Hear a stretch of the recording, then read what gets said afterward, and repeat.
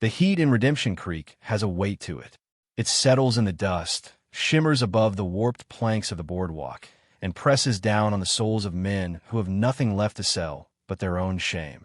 Today, that man is Jedediah Jones, a sour-faced farmer whose land has turned to cracked clay and whose luck has run bone dry.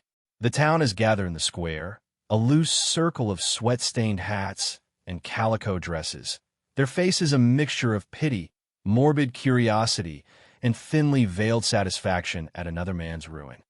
The auctioneer, a portly man named Blevins with a voice like gravel grinding, is working his way through the last of Jedediah's worldly goods. A rusted plow, a sway-backed mule, 3 scrawny milk cows.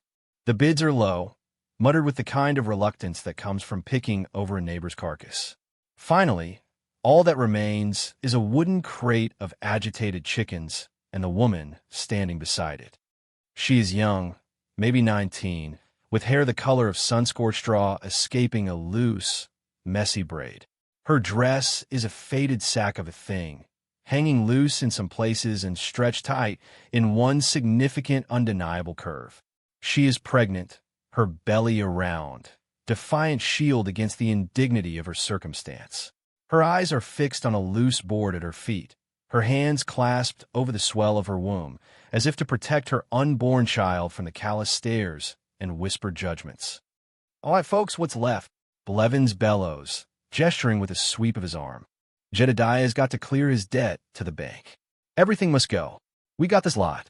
Fine crate of laying hens, and the woman's labor contract. Good for the remainder of its term. Strong back, I'm told. Will my bid for the chickens and the girl. A cruel chuckle ripples through the crowd. The girl looks like she's done all the laboring she can handle for a while. Someone jeers. Jedediah shoves her forward slightly. She's hardy. Can cook clean. The brat ain't mine, but she's got 2 hands.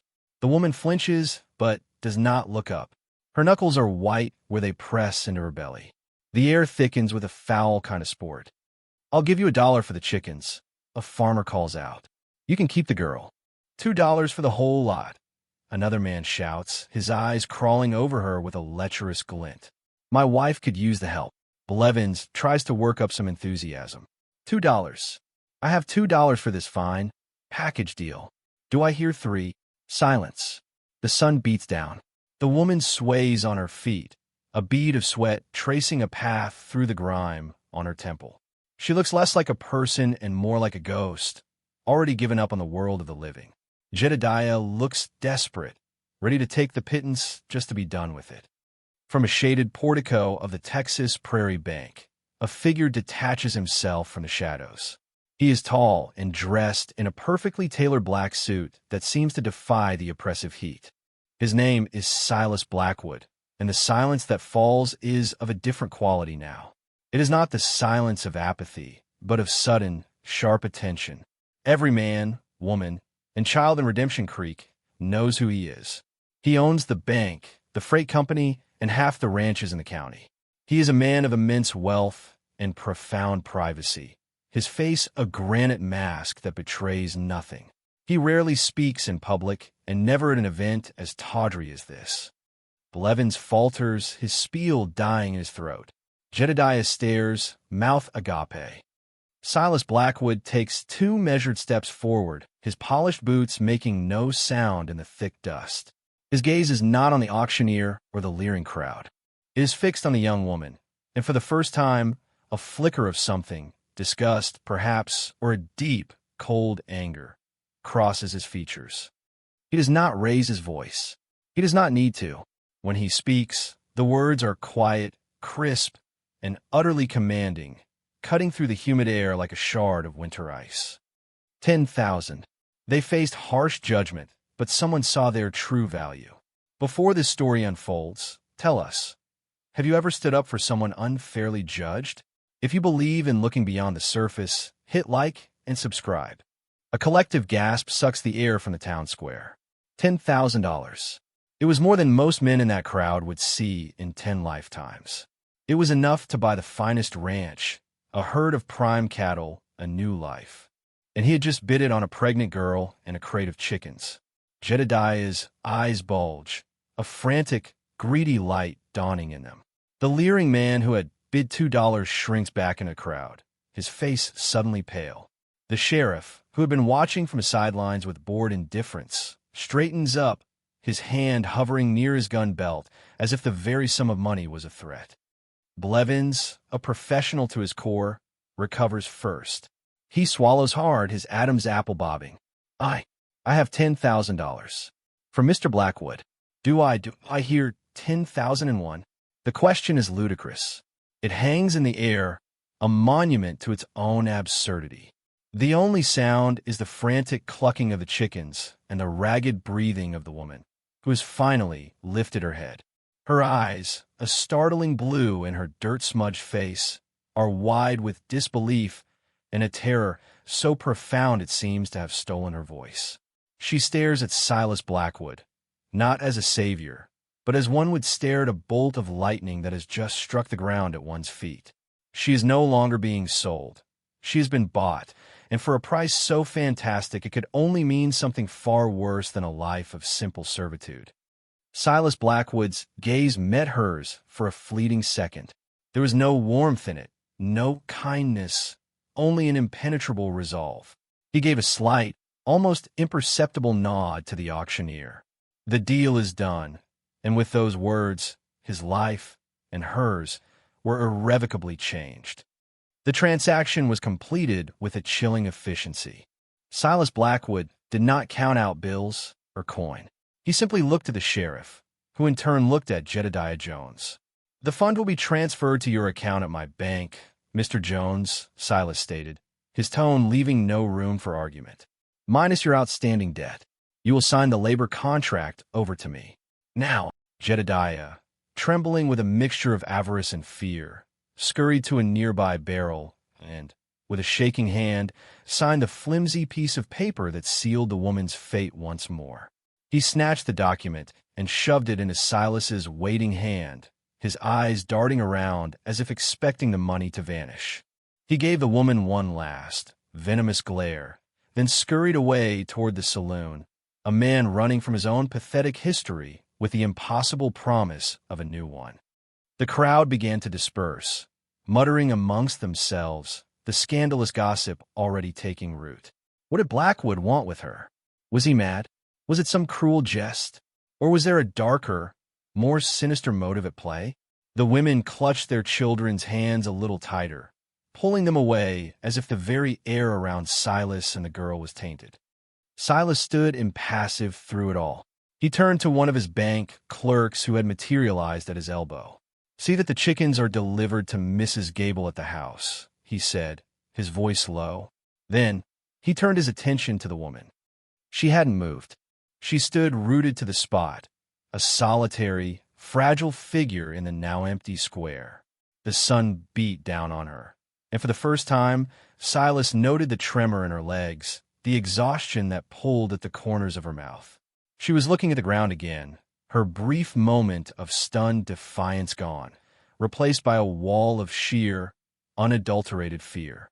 What kind of man paid a fortune for a woman he didn't know? What would a man like that expect for his money? "Come," he said. It wasn't a request. He led the way to a handsome black carriage parked in the shade of the bank.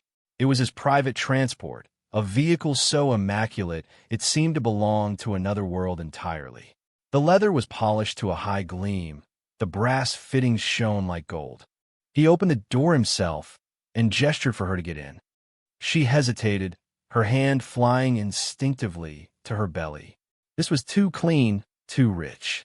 It felt like a trap laid with velvet and polish. She could feel the eyes of the few remaining townsfolk on her back, burning with speculation. Silas's patience, a commodity he possessed in limited quantities, was wearing thin. But as he looked at her, saw the raw fear in her eyes, the hard line of his mouth softened almost imperceptibly. He wasn't a monster, merely a man and used to dealing with the messy, unpredictable realities of human suffering. He was a man of numbers, of ledgers and calculated risks. This was an impulse, an act of sheer, uncalculated principle that he was only now beginning to process.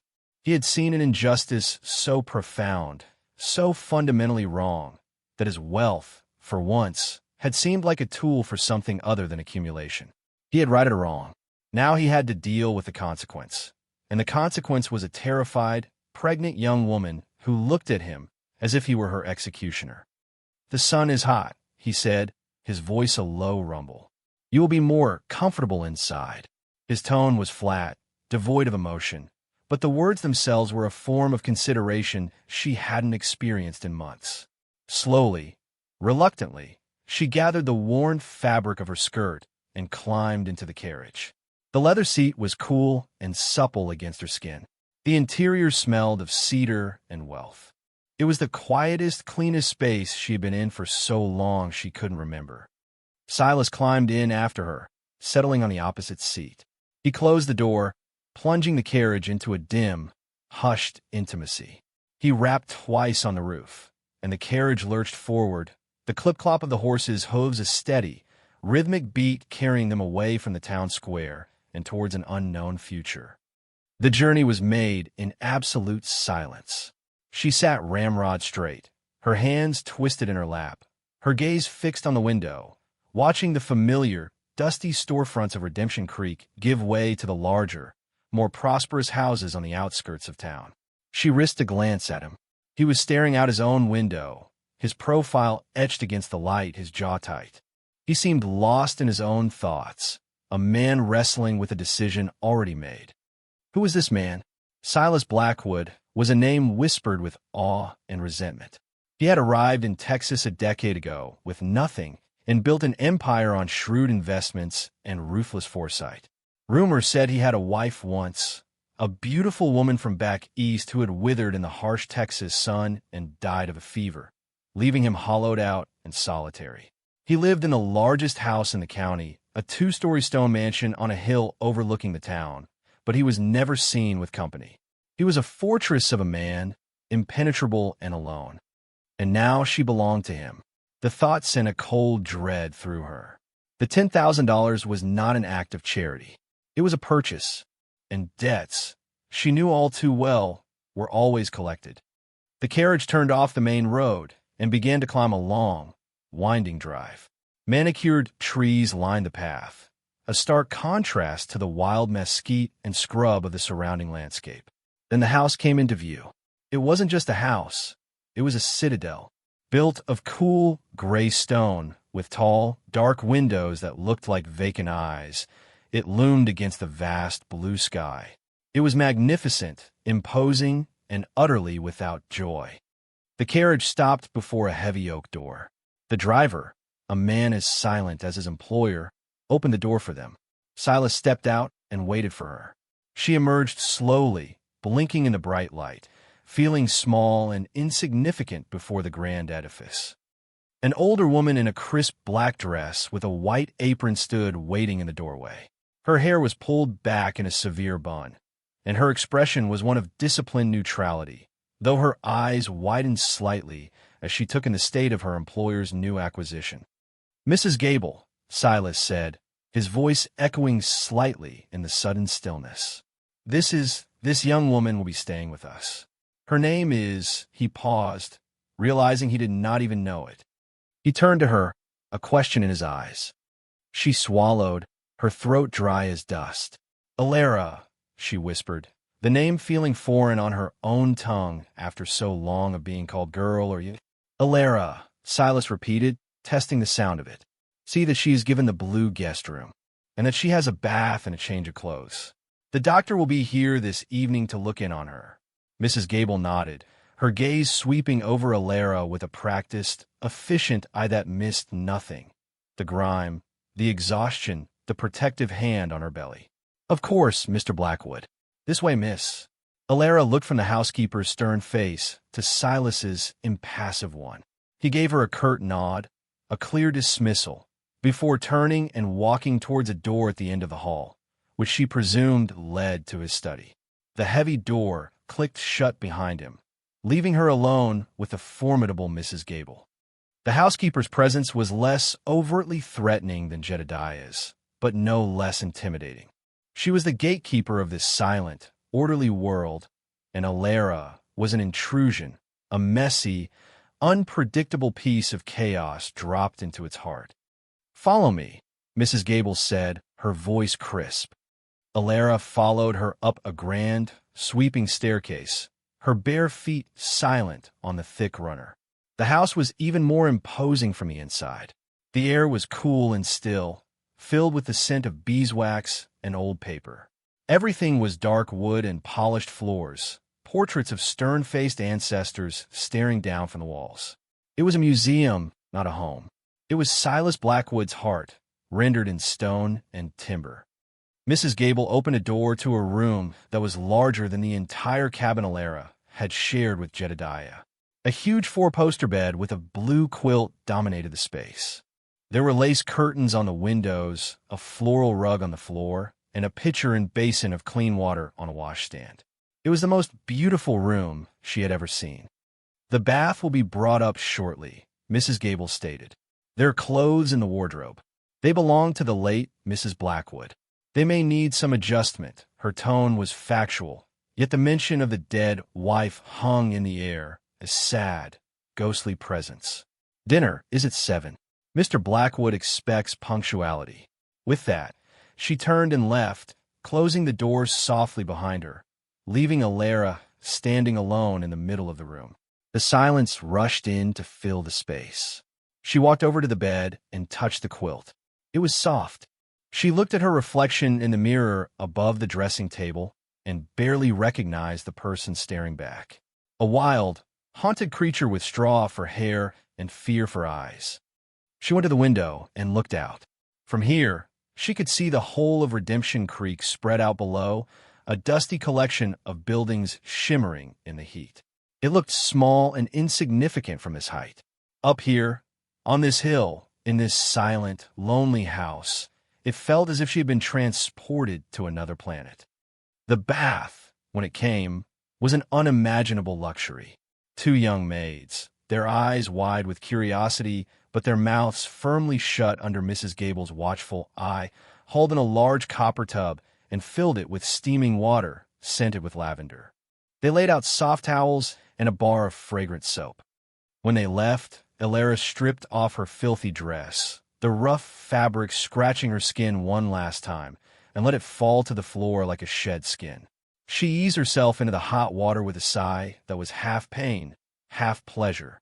The warmth seeped into her aching bones, and as she scrubbed away the layers of dirt and grime, she felt as if she were washing away months of misery and degradation. She washed her hair until it squeaked, the scent of lavender a clean, sharp balm to her frayed nerves. When she finally emerged, wrapped in a thick towel, she felt lighter, more human. She went to the wardrobe and opened it. Inside hung a row of beautiful dresses in silk and fine cotton, all in muted shades of gray, blue, and cream. They were the clothes of a ghost. She chose the simplest one, a high-collar dress of soft gray cotton. As Mrs. Gable had predicted, it was too snug around her swelling belly, but it would do. She brushed her damp hair until it fell in pale, clean waves down her back. Looking in the mirror again, she saw a different woman. The fear was still there, deep in her eyes, but it was overlaid with a veneer of civility. She looked like a lady. The thought was so foreign it was almost laughable. A soft knock came at the door. It was Mrs. Gable. "The doctor is here, miss." Dr. Adams was a kind, elderly man with gentle hands and spectacles perched on his nose. He examined her with a quiet professionalism, his expression giving nothing away. Silas Blackwood waited outside the room, his formidable presence a palpable weight on the other side of the door. Alara could hear the faint, rhythmic creak of the floorboards as he paced.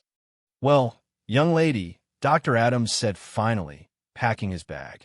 "You're undernourished and exhausted, but the baby seems strong. A healthy heartbeat. You need rest, and you need to eat. Plenty of good food." Mrs. Gable can see to that. He looked at her over his spectacles, his gaze shrewd but not unkind. "You've landed in a safe harbor, miss, whatever the circumstances." After he left, there was a long silence from the hallway. Then she heard Silas's low voice, too indistinct to make out the words, followed by the doctor's murmuring reply. The footsteps receded. She was alone again. Safe harbor. The words echoed in her mind. Was that what this was? Or was it just a gilded cage, more comfortable than the last, but a cage nonetheless? At precisely 7 o'clock, she made her way downstairs. The dining room was vast, dominated by a long mahogany table polished to a mirror shine. A single place setting was laid at either end, a lonely island in a sea of wood. Silas was already there, standing by the window, staring out into the twilight. He had changed from his suit into a simple white shirt and dark trousers. He looked younger, less severe, without the armor of his professional attire. He turned as she entered. His eyes swept over her, taking in the clean hair, the borrowed dress. He gave a curt nod. Please be seated. They ate in silence, served by the phantom-like maids who moved in and out of the room without a sound. The food was exquisite. Roast chicken, potatoes, fresh greens from a garden somewhere on the property. Alara ate slowly, deliberately, forcing herself not to wolf down the food like a starving animal, though every fiber of her being screamed to do so. It was the first proper meal she'd had in a year. The silence between them was not comfortable, but it was not hostile either. It was a watchful, waiting silence. He was observing her, she knew, and she was observing him. He was a man of immense control, every movement precise, every expression guarded. But she saw the flicker of something in his eyes when he thought she wasn't looking, a deep, unyielding weariness. The loneliness of the house was not just in its empty rooms. It was in him a palpable aura of solitude that he carried like a cloak. After the plates were cleared, he finally spoke. Dr. Adams says you and the child will be fine, provided you rest and eat properly. You will want for nothing here. His voice was formal, as if he were dictating a business letter. I have instructed Mrs. Gable to see to your every need. You are to consider yourself a guest in this house. Alara found her voice, though it came out as a reedy whisper. Why? Silas looked at her, his gray eyes unreadable. Why what? Why did you do this? The money, no one would pay that. Not for me. He set his fork down with a quiet click. He considered her for a long moment, his gaze so intense it felt as if he were looking straight through her, weighing and measuring the contents of her soul. What was happening in that square today was an abomination. Miss Alara, he said, his voice low and cold. This is the United States of America in the year of our Lord 1888. We do not sell people. Not anymore. I did it because it was wrong, and I had the means to stop it. His explanation was logical, detached. It was the reasoning of a banker, a man who balances ledgers. An injustice was an unbalanced account, and he had simply paid the price to set it right. There was no mention of pity, no hint of compassion. And yet, it was the kindest thing anyone had ever done for her. You are not my servant, he continued, his tone firm. You are not my property. The contract Jedediah Jones signed over is meaningless to me, except as a legal document that prevents him from ever bothering you again. You are free.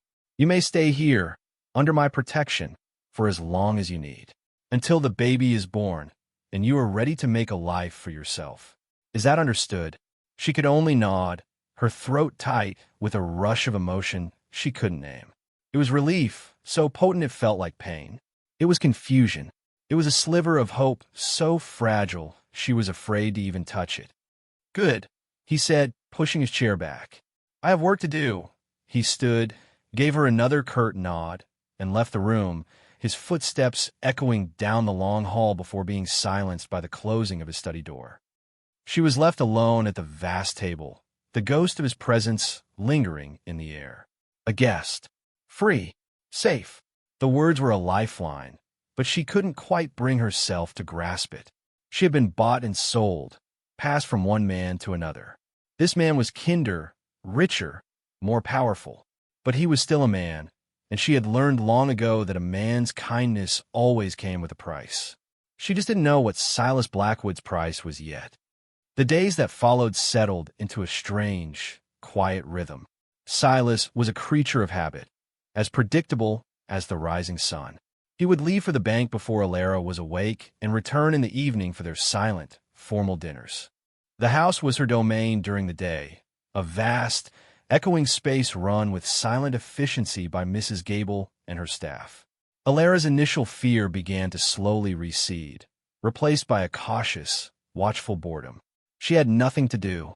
Mrs. Gable ensured her clothes were clean, her meals were served, and her room was tidy. The enforced idleness grated on her. She was used to work, to the feel of soil under her fingernails, the ache of a long day in her back. To be treated like a porcelain doll was a new and unsettling experience. One afternoon, restless and weary of the oppressive silence of the house, she wandered out the back door. She discovered a small, walled garden behind the main house. It was neglected, the flower beds choked with weeds, a stone bench green with moss. But the soil looked dark and rich. A small, forgotten tool shed stood in one corner. Inside, she found rusted but serviceable hand tools, a trowel, a cultivator, a watering can. Without a conscious thought, she knelt in the dirt and began to work. She pulled weeds, her hands remembering the familiar motions. She turned the soil, breaking up the hard clumps, feeling the sun warm on her back. For the first time in months, she felt a sense of purpose. This small patch of earth was something she could control, something she could nurture back to life. It was a task that asked nothing of her but her effort and gave back the simple, honest satisfaction of progress. From his study window, which overlooked the garden, Silas watched her. He had come home early, a rare occurrence, feeling the weight of the town's speculation pressing in on him. His colleagues at the bank treated him with a new, wary deference. His business rivals looked at him with a mixture of suspicion and glee, certain he had finally made a fatal misstep. The whispers followed him everywhere. Blackwood's Folly, they were calling her. But as he watched Alara in the garden, he saw none of that. He saw a woman kneeling in the dirt, her face smudged with soil, her brow furrowed in concentration. She moved with a gentle, practiced economy, her hands seeming to know the earth intimately. The late afternoon sun caught in her pale hair, turning it to spun gold. She was not a folly. She was not a scandal. She was a woman tending a garden. It was the most normal, ordinary thing he had seen in his house in years, and the sight stirred something in him, a feeling he couldn't quite name. It was like a window being opened in a room that had been sealed shut for a decade. He didn't interrupt her. He just watched, a silent observer, until the dust began to gather and she slowly, stiffly, rose to her feet and went back inside. That evening at dinner, the silence felt different. It was still there, but it was charged with a new awareness. "I saw you in the garden," he said, his voice startling her. She looked up from her plate, her heart giving a nervous flutter. "I hope you don't mind." It was overgrown. "I do not mind," he said. "It has been neglected for a long time." He paused, his fork hovering over his plate. "My wife, she was fond of that garden." It was the first time he had mentioned his late wife in more than a passing reference. The ghost that haunted the house suddenly had a presence, a love for flowers and soil. Alara didn't know what to say. "I can stop, if you'd rather I didn't." "No," he said, his voice firm. "It is good to see it tended again." And that was all. But it was a beginning, a tiny seed of connection planted in the barren ground between them. The next day, Alara found a brand new set of gardening gloves and a sturdy pair of work boots sitting outside her door. There was no note. None was needed. Her work in the garden became her sanctuary. She cleared all the beds, found old packets of seeds in the shed, marigolds, zinnias, forget-me-nots, and planted them. She discovered a small, struggling rose bush in a corner, half-choked by vines. She carefully pruned it, fed it, watered it, coaxing it back to health. The physical labor was a balm to her spirit, and as her belly grew, the gentle work kept her strong. Mrs. Gable watched this transformation with a silent, critical eye. The housekeeper was fiercely loyal to Silas and the memory of his late wife. At first, she viewed Alara as an unwelcome disruption, but she was also a practical woman. She saw that the girl was not idle or demanding.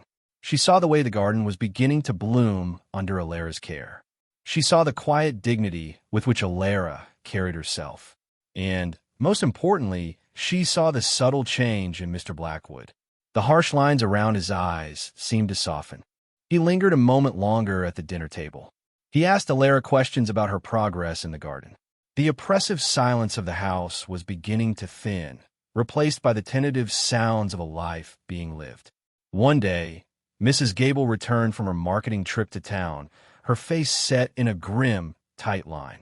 She found Alara sitting on the newly cleaned stone bench in the garden, humming softly to herself as she stitched a small baby gown from a piece of soft flannel the housekeeper had given her. "The town is a hornet's nest of gossip," Mrs. Gable said, dispensing with any preamble. Alara's hands stilled. "About me? About you? About Mr. Blackwood," the housekeeper corrected. "They're saying all sorts of foul things. That he's lost his mind. That you're a charlatan who tricked him. Mr. Henderson from the mercantile asked me if it was true the master had taken up with the common. Well, the words aren't fit to repeat in this house." Her lips thinned into a white line of indignation. "I set him straight, of course, but the talk is getting worse." A cold dread washed over Alara, chilling the warmth of the afternoon sun. She had been living in a bubble, a protected world of clean sheets and blooming flowers. She had almost forgotten the ugly reality of Redemption Creek. She was a stain on this man's reputation, a living, breathing scandal that threatened the very foundations of his orderly world. That night, she couldn't eat. She pushed the food around on her plate, the silence at the dinner table once again heavy and oppressive. Silas noticed. "You are unwell?" he asked. "No," she said, her voice small. I think perhaps I should leave." His head snapped up, his gray eyes sharp and focused on her face. "Leave? Where would you go?" "I don't know, but I am causing you trouble. The town, they're talking. I am bringing shame on your house." He stared at her for a long moment, his expression unreadable. Then he did something he had never done before. He rose from his chair at the far end of the table, walked the length of it, and pulled out the chair beside her. He sat down, and the proximity of him, the sheer physical presence of him, was overwhelming. "Do you think I care for the gossip of fools, Alara?" he asked, his voice a low, intense rumble. "I have spent my life building a world that is immune to the opinions of small-minded men. My reputation is made of stone and steel, not whispers and rumors." "But there are no buts," he interrupted, his voice softening slightly but losing none of its authority. "I made a decision in that town square. I do not make decisions lightly, and I do not go back on my word. This is your home. You are safe here. No one will drive you from it. Least of all me." He looked at her, and for the first time, she saw past the banker, past the fortress of solitude. She saw the man, and in his eyes was a fierce, protective fire that had been lit on her behalf. "Now," he said, his tone shifting back to something more businesslike, "eat your dinner. You're eating for 2 inch." She picked up her fork, her hand trembling slightly, and took a bite. The fear hadn't vanished, but it was joined by a new, powerful emotion, a profound, earth-shaking gratitude. She wasn't just a charity case. He was defending her. He was standing with her. The incident marked a subtle but significant shift in their dynamic. The distance between them, both physical and emotional, began to shrink. He would sometimes join her in the garden in the evenings, not speaking much, but simply sitting on the stone bench while she weeded or watered, the two of them sharing a comfortable silence as the fireflies began to dance in the twilight. He learned small things about her. He learned she had a quiet, dry wit that emerged when she felt safe. He learned she could identify every bird by its call. He discovered a small, exquisitely carved wooden bird on her nightstand, a testament to a skill and artistry he hadn't known she possessed. She, in turn, learned things about him. She learned that his stern demeanor masked a deep-seated loneliness. She saw the way his eyes would linger on the portrait of his late wife in the hall, a fleeting expression of sorrow crossing his face. She learned that behind his cold logic was a rigid, almost fanatical code of honor.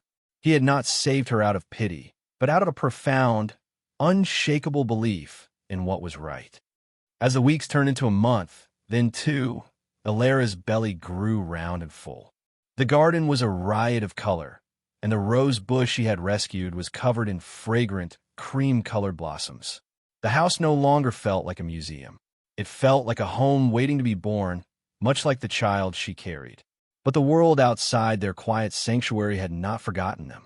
Jedediah Jones, having predictably gambled and drunk his way through his $10,000 windfall, was back. He was a man with a grievance, and in a town eager for scandal, he found a willing audience. He started telling a new story. He claimed Alara had not been a simple laborer, but his common-law wife. That the baby she carried was his. That the wealthy Silas Blackwood had used his power and money to steal his family. The lie was audacious, but it was potent. It played on the town's inherent resentment of Blackwood's wealth and their suspicion of the outsider, Alara. The whispers grew louder, more venomous. The sheriff, a man named Cobb who held a grudge against Silas for a past business dealing that had gone against him, began to listen with interest. Jedediah's lie offered a potential lever to exert pressure on the untouchable banker. The storm broke on a cool autumn morning. Silas was preparing to leave for the bank when Sheriff Cobb, with Jedediah Jones trailing behind him like a malevolent shadow, rode up the long drive. Mrs. Gable met them at the door, her face a thundercloud. "Mr. Blackwood is not to be disturbed. This is official business, Martha," Cobb said, pushing past her. "I'm here to see Blackwood." Silas appeared at the top of the stairs, his face like carved stone. "What is the meaning of this, Sheriff?" "I'm here about a complaint filed by Mr. Jones," Cobb said, gesturing to the smirking man behind him. "He claims you've absconded with his wife and unborn child." Alara, drawn by the commotion, appeared in the doorway of the blue guest room, her hand flying to her belly. The sight of Jedediah sent a jolt of pure ice through her veins. His eyes, small and greedy, fixed on her, and a triumphant sneer twisted his lips. "There she is," he cried, pointing a grimy finger. "My Alara, look what he's done to you, darling. But don't you worry, I've come to take you home."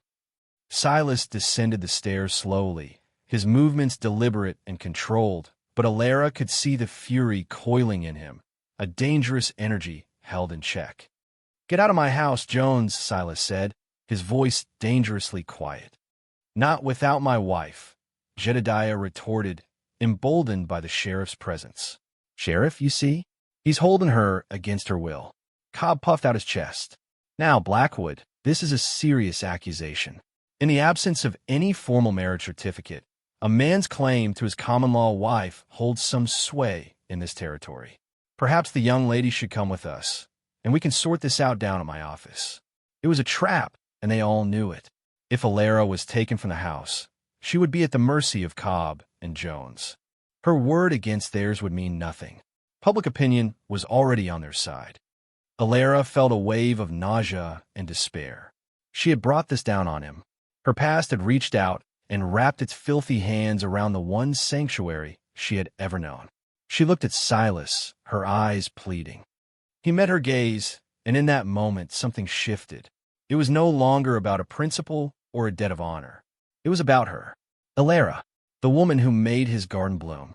The woman whose quiet presence had filled the echoing emptiness of his life. The thought of them taking her, of her being subjected to Jedediah's cruelty again, was not just an injustice. It was an unbearable physical agony. He turned his cool, calculating gaze on Sheriff Cobb. He assessed the situation, the risks, the potential outcomes, with the speed and clarity of a master strategist. He knew that force would not work here. It would only validate their claims. He needed a move that was unassailable, a fortress of law and society that they could not breach. He looked back up the stairs at Alara, his expression softening for a fraction of a second. "Alara," he said, his voice calm and steady, a rock in the churning sea of her fear. "Go back to your room and lock the door. Mrs. Gable will stay with you." Then he turned back to the two men. "Sheriff," he said, his voice dropping back to its icy, businesslike tone, "you have made a serious error in judgment. You and Mr. Jones will leave my property now. We will conclude this matter in a more public forum. At noon, on the steps of the bank." Cobb hesitated, surprised by the maneuver. He had expected a fight, a denial, an appointment, a public declaration. That was Blackwood's territory. "Fine," he said, a little deflated. "Noon." He and Jedediah turned and left, the slam of the oak door echoing their departure. The house was silent again, but it was a taut, humming silence, the air crackling with impending conflict. Silas stood at the bottom of the stairs for a long moment, his hand resting on the newel post. He did not go to his study. Instead, he walked slowly, deliberately, up the stairs and knocked softly on Alara's door. "It's me," he said. The lock clicked, and the door opened. Alara stood there, her face pale, her eyes wide with terror. Mrs. Gable stood behind her, a protective hand on her arm. "Silas," Alara whispered, using his first name for the first time. "What are we going to do?" He looked at her, at the strength and the fear warring in her beautiful, honest face. He looked at the life she carried, a life he now felt fiercely protective of. The calculation was over. The decision had been made in the instant he saw Jedediah's sneer. "They have left us only one move, Alara," he said, his voice quiet but resonant with absolute conviction. "One move that will silence them forever." He took a step into the room, closing the distance between them. "They claim you are his wife to gain power over you. So we will take that power away from them. We will give you a protection that no man, not even the law in the hands of a corrupt sheriff, can dispute." He reached out and, for the first time, took her hand. His fingers were warm and strong around hers. "I am not a man given to grand gestures or declarations of feeling," he said, his gaze locked with hers. "My world is one of facts and figures. But this is a fact. I will not let them harm you. And this is a figure. One husband, one wife. A legal, binding contract." He took a breath. "Alara, I am asking you to be my wife. Not as a matter of convenience, but as a matter of choice. Your choice. A marriage, here, today, would make you Mrs. Silas Blackwood. It would give our child, my child, a name and a legacy. No one would dare question your place. It is the only way." He laid the proposition before her, stark and practical, as was his way. But beneath the logic, her heart heard what his words did not say. The fierce protectiveness in his eyes, the gentle pressure of his hand, the way he had said, "our child," without hesitation. This was not a business transaction. This was a stand. He was offering her not just his name, but his entire world as a shield. Tears welled in her eyes, tears not of fear, but of a stunning, overwhelming relief. She had been sold, abandoned, and chased by ghosts. And now, this quiet, lonely man was offering to stand between her and all the shadows of her past. She looked from his earnest, waiting face to Mrs. Gable, who was watching them with an expression of undisguised approval, a rare, watery smile touching her lips. In that quiet, sunlit room, with the scent of roses drifting in from the garden she had brought back to life, Alara found her voice, clear and strong. "Yes," she said. "Yes, Silas. I will." The hour leading up to noon was a blur of quiet, purposeful activity. Silas dispatched a note to the preacher, a man whose mortgage was held by Blackwood's bank and who would not dare refuse a summons. He wrote another to a trusted judge in the next county, a man of integrity, informing him of the situation and requesting his presence as a witness to ensure everything was unimpeachable. Mrs. Gable, her face glowing with a righteous fire, helped Alara choose a dress, a simple, elegant gown of deep blue silk that had belonged to the first Mrs. Blackwood. As Alara put it on, it felt not like she was replacing a ghost, but honoring a memory, stepping into a role that had been waiting for her. There was no time for fear or doubt. There was only the calm, resolute certainty of the path ahead. When Silas came to her door, dressed once more in his immaculate black suit, he stopped for a moment, his breath catching in his throat. The blue dress deepened the color of her eyes, and with her pale hair swept up, she possessed a grace and beauty that was breathtaking. She was no longer the frightened girl from the auction block. She was a woman of substance and strength, ready to face the world at his side. He offered her his arm. "Are you ready?" She placed her hand on his forearm, feeling the solid muscle beneath the fine wool. I am. They descended the stairs together, a united front. They did not take the carriage. They walked down the long, winding drive, through the gates of the estate, and onto the main road that led into town. The walk was a public declaration in itself. Heads turned, windows opened. People came out onto their porches to stare at the unbelievable sight. The reclusive banker, Silas Blackwood, walking into town with the scandalous bought woman on his arm, the two of them moving with a quiet, regal dignity that defied gossip. By the time they reached the town square, a crowd had already gathered. It was larger and more agitated than the one at the auction. Jedediah Jones stood on the steps of the bank, puffed up with self-importance, with Sheriff Cobb at his side. They had expected Silas to arrive alone, armed with lawyers and threats. They were not prepared for this. Alara's steps faltered for a second as she saw the sea of hostile, curious faces. She could hear the whispers, the snickers. Jedediah's smug, triumphant face made her stomach clench. But then Silas's hand covered hers on his arm, his grip firm and reassuring. She lifted her chin and kept walking. They stopped at the bottom of the steps, looking up at their accusers. The crowd fell silent, a tense, expectant hush falling over the square. "Well, Blackwood," Cobb began, his voice overly loud. "You decided to show, and you brought the lady. Now, we're here to hear Mr. Jones's claim." "There is no claim to be heard," Silas said, his voice ringing with an authority that commanded attention. "The only person with a claim to this woman is her husband." Jedediah laughed, a harsh, ugly sound. "That's what I've been saying. She's my wife. They'll, Ilada. Tell him how it is." All eyes turned to her. This was the moment. Her past and her future converged on this single, terrifying point. She could shrink back, let the men decide her fate, as they always had. Or she could claim her own power. She drew a deep breath, leaning slightly into the solid strength of the man beside her.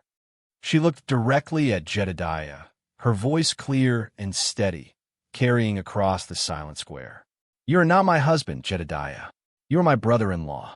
My husband, your brother Thomas, was a good man. He is dead. You are nothing to me but a cruel memory." Jedediah's face turned purple with rage. "She's lying. The brat she's carrying is mine." "That is a lie," Alara said, her voice rising with a strength she didn't know she possessed.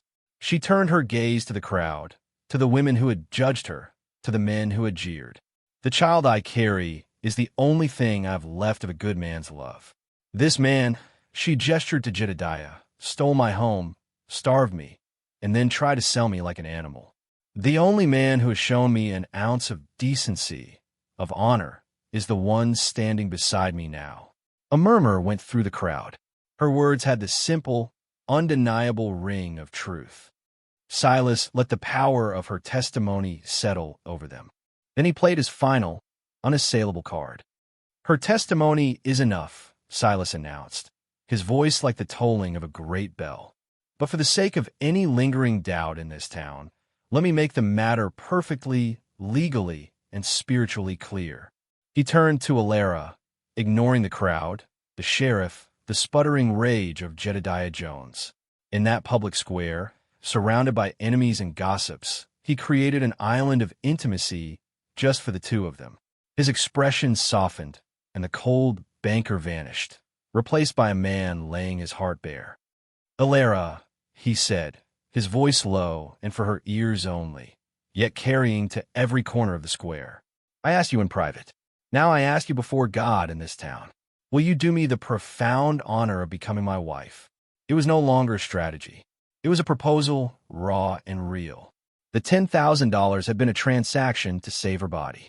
This was an offering to save her soul, and his own along with it. Tears streamed down Alara's face, but she was smiling. She looked at this incredible, honorable, lonely man who had seen her worth when she was worth less than nothing. "Yes," she whispered, but the word was a vow, a testament. "Yes, I will." Just then, the preacher arrived, bustling through the crowd, followed moments later by the buggy of the judge from the next county. Silas had not been planning a defense. He had been arranging a wedding. The sight of the preacher and the judge shattered the last of Cobb's and Jedediah's bravado. The confrontation was over. This was a coronation. In front of the entire town of Redemption Creek, on the steps of the bank, with the law and the church as their witnesses, Silas Blackwood took Alara's hand. The ceremony was short, the words simple and powerful. When the preacher declared them man and wife, a strange, respectful silence held the town in its grip. Silas leaned down and gently, chastely, kissed his bride. It was a promise, a seal on their new beginning. Jedediah Jones, his face a mask of thwarted greed, turned and slunk away, disappearing into the crowd, his power utterly broken. Sheriff Cobb tipped his hat with a grudging respect and retreated into his office. The show was over. Silas turned to his wife, his new wife, and smiled. It was a small, unfamiliar gesture on his face, but it transformed him, wiping away years of solitude. He offered her his arm once more. "Shall we go home, Mrs. Blackwood?" "Yes," she said, her voice filled with a joy so pure it sang. "Let's go home." They walked back up the road, leaving the stunned town behind them. The journey back to the stone house on the hill was different. It was not a retreat, but a return. When they stepped through the front door, the house did not feel empty or silent. It felt full. Mrs. Gable was waiting, her stern face broken by a wide, genuine smile, a tray with 2 glasses and a bottle of chilled cider in her hands. That evening, they did not sit at opposite ends of the vast dining table. They sat beside each other. The space between them was no longer an empty chasm, but a comfortable, shared territory. He asked her what flowers she thought they should plant along the drive in the spring, and she told him, her voice full of plans. Later, he walked with her into the garden. The moon was high and bright, silvering the petals of the cream-colored roses she had nurtured back to life. She reached out and touched one, the velvet softness cool against her fingertips. "I never thought," she began, her voice thick with emotion. "I never thought I could be this happy." Silas came to stand behind her, his presence a warm, solid wall at her back. He didn't touch her, but she could feel his nearness, his quiet strength. "When I lost my first wife," he said, his voice a low confession in the darkness, "I thought this house and my heart would be empty forever. I filled it with silence and work. I did not know what I was missing until the day I brought you here." He looked out over the twinkling lights of Redemption Creek, the town that had judged them both so harshly. The $10,000 had been the talk of the county, a spectacular folly. But as he stood there, with his wife before him, the scent of her roses in the air and the promise of a child's laughter soon to fill the halls, he knew the truth. It was not a folly. It was the shrewdest, most profitable, most profoundly valuable investment he had ever made. He watched her turn, her face illuminated by the moonlight, and he knew, with the absolute certainty of a balanced ledger, that in buying her freedom, he had purchased his own. Thanks for watching. If you believe in compassion, overcoming prejudice, and finding love in unexpected places, give this story a like and subscribe for more. They faced harsh judgment, but someone saw their true value. Before this story unfolds, tell us, have you ever stood up for someone unfairly judged? If you believe in looking beyond the surface, hit like and subscribe. They found their justice and happiness. What part of their journey against prejudice touched you the most? Let us know below.